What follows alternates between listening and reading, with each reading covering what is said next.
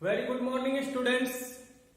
आज हम 10th class और 12th क्लास यानी कि 12वीं क्लास और 10वीं क्लास से रिलेटेड यानी कि दोनों से संबंध रखने वाला एक टॉपिक है जिसका नाम है प्रकाश। तो उस प्रकाश के बारे में पढ़ेंगे और ये प्रकाश है क्या चीज, कहां से आया, कैसे आया, क्या घटना है, कैसे इसकी उत्पत्ति हुई, इसके बारे में हम पढ़ेंगे कि जो प्रकाश है इसका जो रिलेटिव शब्द है, जो जैसे हम अंग्रेजी शब्द बोलते हैं इसका लाइट है। तो लाइट ऑन करते ही क्या मिलता है, आपको प्रकाश मिलता है। ये हम हमारे घर पे देखते हैं अक्सर, लेकिन हमें ये पढ़ रहे हैं कि प्रकाश क्या है। तो आप सब जानते हो ये एक एनर्जी है, प्रकाश एक ऊर्जा है। अगर आपके पास ऊर्जा है तो आप देख सकते हो, अगर आपके पास ऊर्जा नहीं है तो आप देखोगे कैसे। आपके पास इतनी ही एनर्जी नहीं है कि आप लाइट ऑन कर सको, तो आप प्रकाश कैसे देखोगे। तो इसलिए प्रकाश ये एक प्रकार की ऊर्जा है। क्या ये एक प्रकार की ऊर्जा है? तो ये ऊर्जा क्या काम करती है?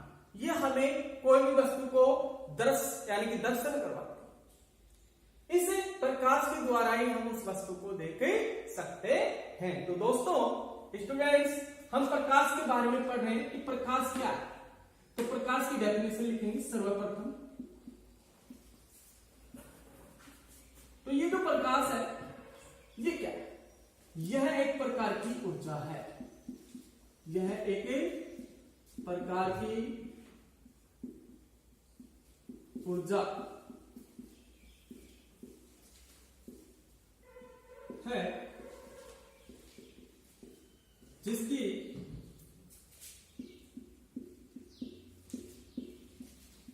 सहायता से, यह क्या है, एक प्रकार की ऊर्जा है जिसकी सहायता से हम देख सकते हैं। तो स्टूडेंट्स, प्रकाश की डेफिनेशन आपने पता की, तो ये डेफिनेशन क्या है, ऊर्जा। तो प्रकाश एक प्रकार की ऊर्जा है जिसकी सहायता से हम देख सकते हैं। तो प्रकाश ऊर्जा का स्रोत है। तो प्रकाश कहां से उत्पन्न होता है? ऊर्जा से उत्पन्न होता है।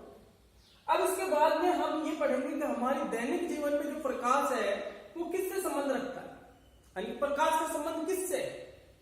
तो आप देखेंगे कि सर्वप्रथम प्रकाश में जो ऊर्जा का सबसे बड़ा स्रोत है, यानी कि जैसे हम इनकी चर्चा कर रहे हैं प्रकाश के स्रोत क्या क्या है। तो प्रकाश के जो स्रोत है उनमें पहला ही स्रोत आता है ऊर्जा का सबसे बड़ा स्रोत जो हमारे दैनिक जीवन में हमें देखने के लिए मिलता है, वो क्या है, सूर्य है। तो सर्वप्रथम हम इसके स्रोतों के बारे में पढ़ रहे हैं। तो इसके जो स्रोत है यानी कि प्रकाश के जो स्रोत है, वो सर्वप्रथम जो पहला स्रोत है वो है सूर्य।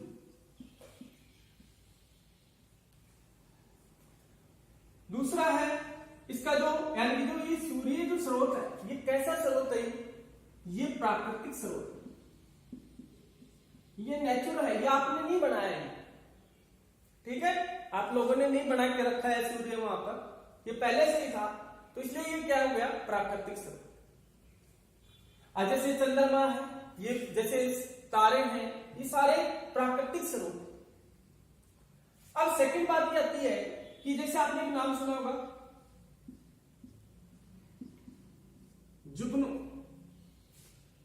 जुगनू किसी रोशनी का मोहताज नहीं होता। तो जुगनू क्या देता है, रोशनी देता है, रोशनी यानी प्रकाश देता है। तो ये भी प्रकाश का स्रोत है, लेकिन ये कैसा स्रोत है, ये जैविक स्रोत।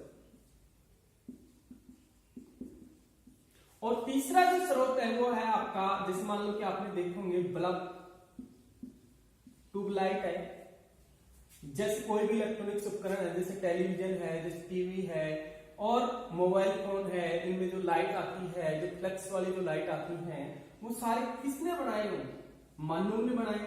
तो मानव किसमें आता है, कृत्रिम। कृत्रिम यानी निर्माण किया हुआ।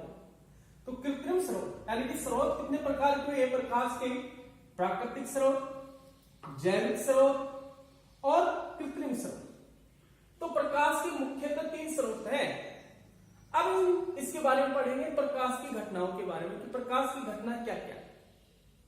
तो प्रकाश की जो घटनाएं हैं वो कौन कौन सी, आपको इसकी घटनाओं के बारे में बता रहे हैं कि घटना क्या है। यानी कि इसकी घटनाएं क्या है। देखो आप फिलहाल क्लास में बैठे हो, लेकिन आप फिलहाल ऐसे सोच लो कि आप कहीं घूम रहे हो, तो घूमते समय आपने एक बात नोट की जिससे प्रकाश आ रहा है। जैसे सूर्य है, सूर्य से प्रकाश आता है, लेकिन जब सूर्य से प्रकाश तो आता है, लेकिन आपने सुबह उठते समय एक बात नोट की कि सूर्य का जो रंग है वो लाल दिखाई देता है। सूर्य का जो रंग है वो लाल दिखाई देता है। वो लाल किस कारण दिखाई देता है? वो प्रकाश की घटना है। अब आपने देखा कि बारिश के मौसम में इंद्रधनुष का दिखाई देना, वो भी किसकी घटना है? प्रकाश की घटना है। और आपने ये देखा है कि आपने जैसे मान लो कि आप लोग देखते हो कि जो सूर्य है जो लाल दिखाई देता है सुबह उदय होने पर और अस्त होने पर, तो सूर्य का भी लाल दिखाई देना हो, और आकाश है वो नीला दिखाई देता है। ये भी किसकी घटना है? ये भी प्रकाश की घटना है। और स्टूडेंट्स हमने ये देखा है कि जैसे मान लो कि आप कोई जैसे सिनेमा घर में गए, तो सिनेमा घर में रंगीन चित्र दिखाई देते, रंगीन अलग अलग रंग के चित्र दिखाई देते, तो वो भी किसके कारण है? वो भी प्रकाश की घटना है। आप जानते हो कि पानी के समुद्र का रंग है वो, जैसे मान लो कि जैसे समुद्र है उसका रंग नीला दिखाई देता है, वो भी किसकी घटना है? प्रकाश की घटना है। तो प्रकाश की घटनाओं के बारे में पढ़ रहे हैं, तो उसमें प्रकाश की जो घटनाएं हैं वो सबसे पहली जो घटना है वो सूर्य का उदय व अस्त, यानी कि सूर्य का उदय व अस्त होने पर लाल रंग का दिखाई देगा। ये हमने देखा है। अब देखो इंद्रधनुष है, तो इंद्रधनुष है वो भी आपको कैसा दिखाई देता है? 7 रंगों में दिखाई देता है। तीसरी बात ये है कि हम लोग जैसे आकाश है, आकाश नीला दिखाई दे रहा है। ये सारी घटनाएं किसकी हैं? प्रकाश की घटनाएं हैं। तो स्टूडेंट्स हम ये पढ़ रहे हैं कि प्रकाश की घटनाओं के बारे में हम अच्छी तरह से जानते हैं कि प्रकाश की और भी घटनाएं हैं। जैसे आपको एक घटना बता रहा हूं, वो बहुत ही अजीब है जो आपने देखी हुई होगी कहीं। जब हम सड़क पे चलते हैं और हमारे पास बाइक है और सामने वाले के पास भी बाइक है, दोनों बाइकों की लाइट ऑन है। जब दोनों की लाइट ऑन है, दोनों नजदीक आती हैं, तो हमें कुछ भी दिखाई नहीं देता है, अंधेरा हो जाता है। तो प्रकाश से मिलता है ना, तो भी अंधेरा होता है। तो इसलिए ये भी घटना प्रकाश की है जिसको हम व्यतिकरण घटना में लेते हैं। तो जो व्यतिकरण जैसे रंगीन, यानी जैसे रंगीन पानी का दिखाई देना, जैसे आपने देखा है कि काफी घटनाएं ऐसी हैं जिसमें प्रकाश किनारों की तरफ मुड़ जाता है, रोशनदान से प्रकाश आता है। तो ये सारी घटनाएं प्रकाश की घटनाएं हैं। तो प्रकाश की घटनाएं बहुत ज्यादा है जो हमें पढ़ने के लिए मिलेंगे, और जब हम पढ़ेंगे तो इंटरेस्ट से पढ़ेंगे। जब हम इनको पढ़ने लगेंगे तो ऐसे मत सोचना कि ये जो किताबों यानी कि किताबों में दे रखा है ये आपने बाहर देखा है और वही चीज आपकी किताबों में लिखी हुई। आपने सूर्य को देखा है, अच्छी तरह देखते हो, रोज देखते हो, तो उसके बारे में आप पढ़ रहे हो, तो क्या दिक्कत है इसमें?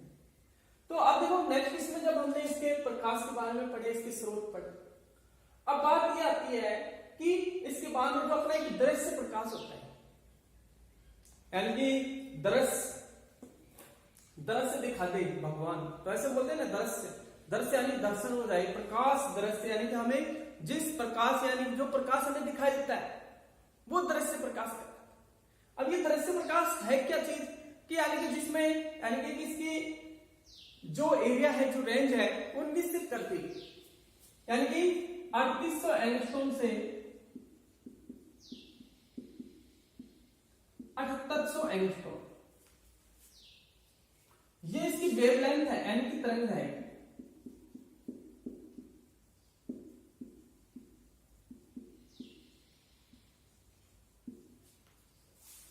यानी कि जो तरंग दैर्घ्य वो कितना है? 3800 एंगस्ट्रॉम से 7800 एंगस्ट्रॉम के बीच में, या हम ऐसे कह सकते हैं 380 नैनोमीटर से 780 नैनोमीटर। और स्टूडेंट हम यहाँ पर 4000 भी लिख सकते हैं क्राइटेरिया। तो इसको हम 4000 से 8000 एंगस्ट्रॉम में डिनोट कर सकते हैं।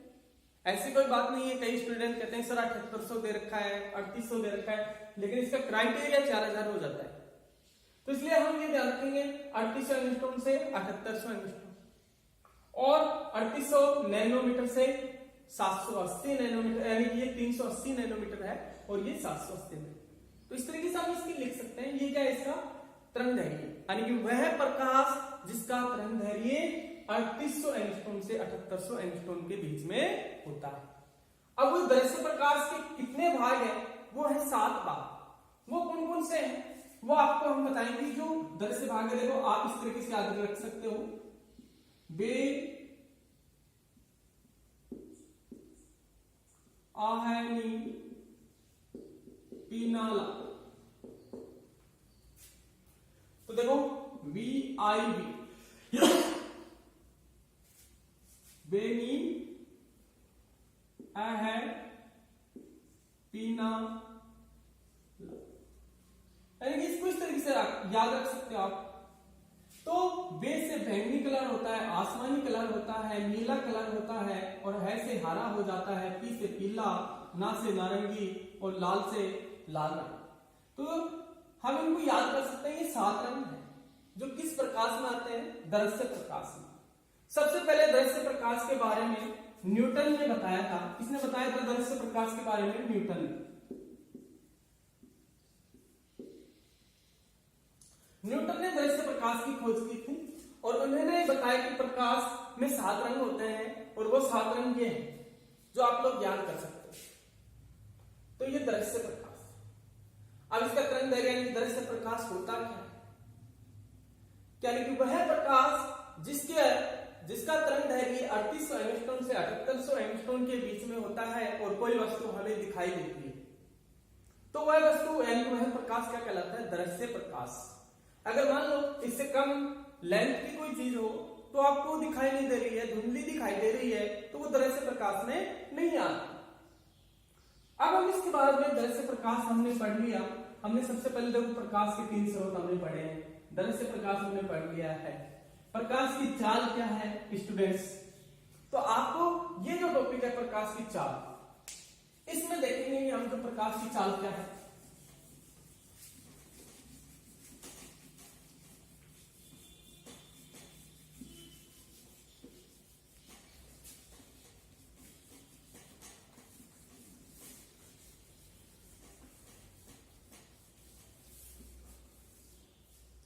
प्रकाश की चाल, तो देखो प्रकाश की चाल भी इंपोर्टेंट टॉपिक है।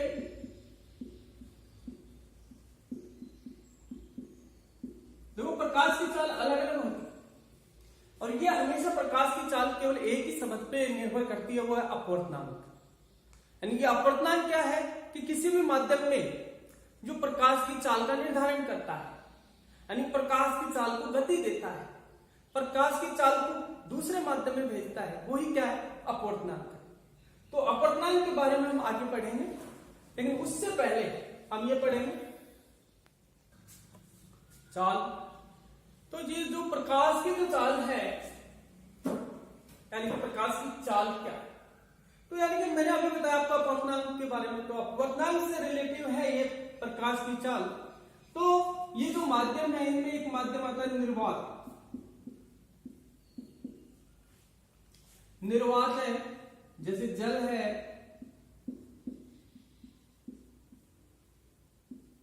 जैसे आपने देखा होगा कांच,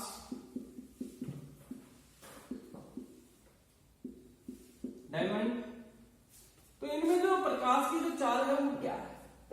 सबसे पहले हमें ये तो मालूम है इसका जो अपवर्तनांक है वो अपवर्तनांक क्या है। जैसे इसका अपवर्तनांक है 1 और जल का अपवर्तनांक होता है 1.3 और कांच का अपवर्तनांक 1.5 और हीरे का अपवर्तनांक होता है 2.4। तो ये इसका अपवर्तनांक है। तो अब हम ये पढ़ रहे हैं प्रकाश की चाल क्या है, यानी कि कोई भी, यानी कि किसी भी अलग अलग माध्यम में प्रकाश की चाल अलग अलग होती है। तो इसलिए हमें माध्यम की आवश्यकता है। तो अलग अलग माध्यम में प्रकाश की चाल अलग अलग होती है। निर्वात में प्रकाश की चाल यानी कि कोई भी आपको यदि प्रकाश की चाल ज्ञात करनी हो किसी भी माध्यम से, तो इसके लिए आपको सबसे पहले यानी कि जो सूत्र है, फॉर्मूला है, वो याद करना है।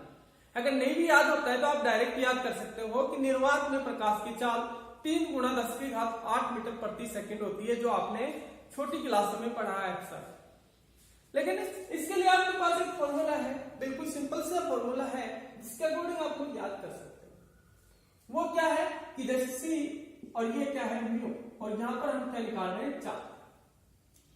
ये जो चाल है ये प्रकाश की चाल है, और ये जो माध्यम है ये अपवर्तनांक है। तो ये जो अपवर्तनांक है, अपवर्तनांक आपको मालूम है तो आप किसी भी माध्यम में चाल ज्ञात कर सकते हो। अगर माध्यम में चाल आपको जैसे मालूम है निर्वात माध्यम की चाल आने, आपको मालूम है प्रकाश का जो वेग है वो है 3 × 10⁸ मीटर प्रति सेकंड है, और अपवर्तनांक में जो वैल्यू है वो निर्वात माध्यम में 1 है। तो निर्वात के लिए इसकी जो वैल्यू है वो कितनी आएगी, निर्वात के लिए 3 × 10⁸ मीटर प्रति सेकंड। इसी प्रकार यहां से अगर हम जल का अपवर्तनांक, जल में चाल ज्ञात करें, आपको मालूम है इसमें अगर आप इससे डिवाइड करें तो लगभग इसका जो भाग है वो लगभग 2 पर चला, 2.25 × 10⁸ मीटर प्रति सेकंड। यदि आपको कांच में इसकी चाल ज्ञात करनी है तो यहां पर 8.5, तो ये इससे कैंसिल 2 आएगा, तो यहां पर जो वैल्यू आएगी 2 × 10⁸ मीटर प्रति सेकंड। अगर हम आगे बढ़ते हैं और हमने हीरे के लिए निकाल लिया, डायमंड के लिए निकाल लिया, तो डायमंड का 2.42 है। तो इसके अकॉर्डिंग अगर हम देखेंगे तो इसकी जो वैल्यू है, प्रकाश की चाल है, वो क्या होगी, तो वो चाल क्या है, वो ये है कि आप इसमें डिवाइड करोगे तो लगभग इसका जो भाग है वो इक्वल जाएगा 8.25 × 10⁸ मीटर प्रति सेकंड। तो आपके एग्जाम में प्रश्न पूछा जाता है कि आपको थोड़ा सा ऐसा नहीं है कि डायरेक्ट आपने परिभाषा याद कर ली और इसमें जब क्वेश्चन आते हैं तब आप लोग सोचते हो कहां से आ गए। तो क्वेश्चन ये था, आपका क्वेश्चन पड़ता है कि जल में प्रकाश की चाल कितनी होती है। तो जल में प्रकाश की चाल कितनी होती है, 2.25 × 10⁸ मीटर प्रति सेकंड। निर्वात में प्रकाश की चाल कितनी होती है, 3 × 10⁸ मीटर प्रति सेकंड। और कांच में यानी कि कांच में जो प्रकाश की चाल है वो कितनी है, 2 × 10⁸ मीटर प्रति सेकंड, यानी कि 2 × 10⁸ मीटर प्रति सेकंड। और हीरे के लिए कितनी है, 1.25 × 10⁸ मीटर प्रति सेकंड। तो सबसे ज्यादा प्रकाश की चाल किसमें हुई, निर्वात में। तो आप सभी को मालूम है सबसे ज्यादा प्रकाश की चाल किसमें होती है, निर्वात माध्यम, और सबसे कम किसकी होती है, हीरे। और आपको ये भी बता दें, अपवर्तनांक, जिसका अपवर्तनांक ज्यादा है, किसी भी वस्तु का अपवर्तनांक ज्यादा होगा तो उसकी प्रकाश की चाल क्या होगी, कम होगी, क्योंकि ये एक दूसरे के व्युत्क्रमानुपाती। तो आप देख सकते हो v जो व्युत्क्रमानुपाती किसका है, अपवर्तनांक। तो हम कह सकते हैं जिसका अपवर्तनांक ज्यादा है उसका वेग कम है, और जिसका वेग ज्यादा है उसका अपवर्तनांक कम। तो ये एक दूसरे से रिलेटिव है, ये है प्रकाश की चाल। तो प्रकाश की चाल स्टूडेंट्स कितनी है निर्वात में, जो आप लोग याद कर सकते हो आसानी से। एक वैल्यू आपको याद करनी है, 3 × 10⁸ और उसका अपवर्तनांक। अगर आपको अपवर्तनांक मालूम है तो आप कोई भी चाल याद कर सकते हो। ये अपना 10 से रिलेटिव में है, ये 10वीं तक का जो आप लोग अब तक जो पढ़ा वो 10वीं लेवल का। अब हम इससे आगे जो पढ़ रहे हैं वो +2 से रिलेटिव है, और उसमें पहला ही टॉपिक है प्रकाश की। आज हम जो पढ़ने जा रहे हैं वो प्रकाश की सबक है। तो प्रकाश की ऑप्टिक्स क्या पढ़ेंगे, हम ऑप्टिक्स के बारे में पढ़ेंगे आज।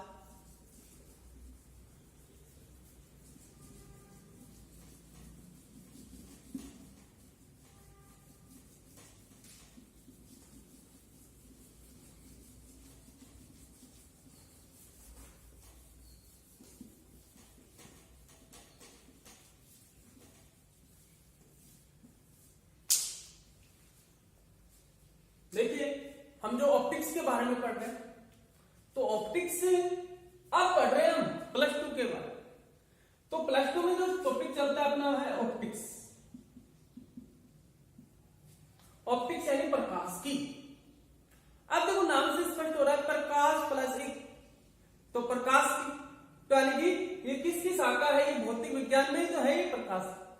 तो आप इसकी जब डेफिनेशन बनाओगे तो ये फिजिक्स की ब्रांच है, ये फिजिक्स का पार्ट है। और ये किससे संबंधित है, ये क्लासिकल फिजिक्स से।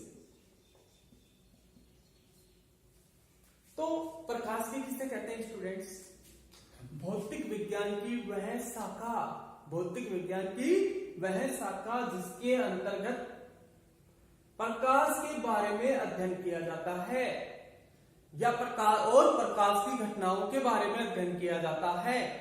क्या कहलाता है, प्रकाश की कहलाता है। तो भौतिक विज्ञान की वह शाखा जिसके अंतर्गत प्रकाश, वह प्रकाश से होने वाली घटनाओं के बारे में अध्ययन किया जाता है, वही प्रकाश की कहलाती है। और यह किसकी शाखा है, ये क्लासिकल फिजिक्स की है। अब देखो ऑप्टिक्स है, इसके दो भाग आते हैं, यानी कि इसके दो ब्रांच हैं, यानी कि इसके दो पार्ट, एक रे ऑप्टिक्स, एक वेव ऑप्टिक्स।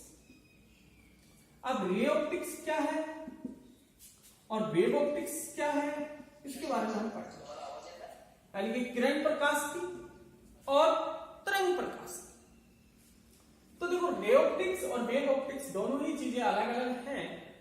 अब लोग ये पढ़ेंगे सबसे पहले कि किरण प्रकाश की क्या, यानी कि जब कोई प्रकाश है वो कण के माध्यम से एक ही रेखा का अनुसरण करता है, एक रेखा के अनुदिश, यानी प्रकाश कण के रूप में रेखा के अनुदिश अगर गति करे तो वो क्या कहलाता है, किरण प्रकाश। यानी कि जिस शाखा में हम अध्ययन करते हैं कि प्रकाश की वह शाखा, प्रकाश की वह शाखा जिसके अंतर्गत प्रकाश एक रेखा के अनुदिश, एक रेखा का अनुसरण करते हुए गति करता है, तो उस शाखा को हम किरण प्रकाश की कहते हैं।